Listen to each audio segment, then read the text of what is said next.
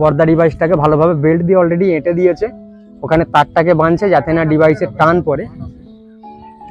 ওটাকে আর বাঁধতে হবে না, ওটা।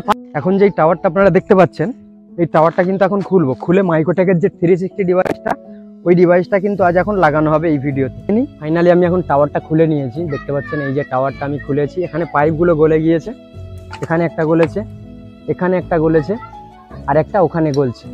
এই যে পাইপটা আছে ওটাও ওর ভিতরেই চলে যাবে, ওর ভিতরে চলে গেলে টাওয়ারটা আমার ডিভাইসটা নিচে নেমে আসবে। নিচে নেমে এলে আমি এখান থেকে ডিভাইসটাকে খুলে, এই ডিভাইসটা খুলে 360 ডিভাইস লাগাবো। এটা আমি এখন কমপ্লিট ফিটিং করব।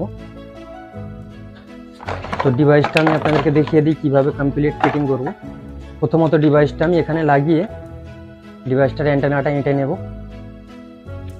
ডিভাইসটা এখানে লাগিয়ে নিয়েছি, দেখতে পাচ্ছেন এখনো কিন্তু তোলা হয়নি, এটা তোলা হবে। আমি ডিভাইসটা এখানে লাগিয়েছি, কিন্তু এখনো পর্যন্ত যে নেটের কানেকশনটা ওটা এখনো দেওয়া হয়নি।